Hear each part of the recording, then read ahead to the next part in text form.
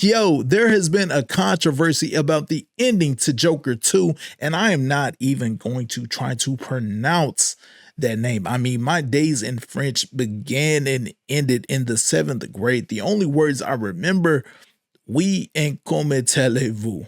That's it. Don't judge me. But some fans liked it, some fans hated it. Me, I get it. To me, it makes sense on why they went the route they did. Let's talk. So, was it a case of lazy writing, feeling the need to satisfy fans, or just pure genius, or maybe a mix of that and more? Well, if we understand what Flashpoint was, it was a soft reboot. And I think the soft reboot applies to everything that DC's trying to do.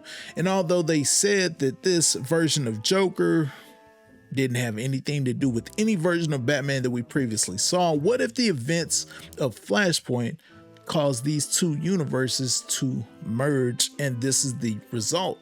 Now, if you haven't seen the movie, well, Heath Ledger per se made an appearance, at least his version of Joker did, and that Joker kills Arthur Fleck.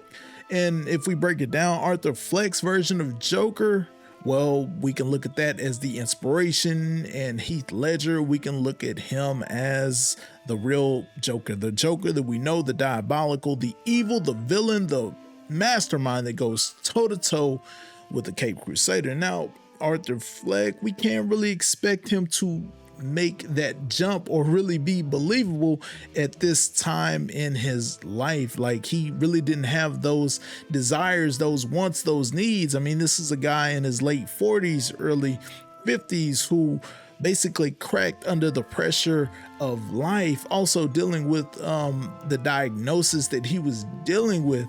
It just isn't believable that he can go toe-to-toe with any Batman on any timeline. But I mean, I get it.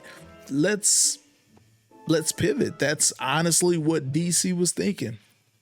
Let's close this chapter. Where can we put this chapter at where we kind of satisfy a niche? Because understanding you can't satisfy everybody. If you try to satisfy everybody, you're going to end up satisfying nobody. So they took this version of Joker, kind of threw him into the Dark Knight, and that's closure. I mean, a lot of people won't like it, but it's an ending that makes sense. Now for DC, I think they're under the idea we want to concentrate on quality over quantity, and that's an approach that Marvel is taking that I feel like DC is adopting that makes sense, especially trying to move forward within your comic realm.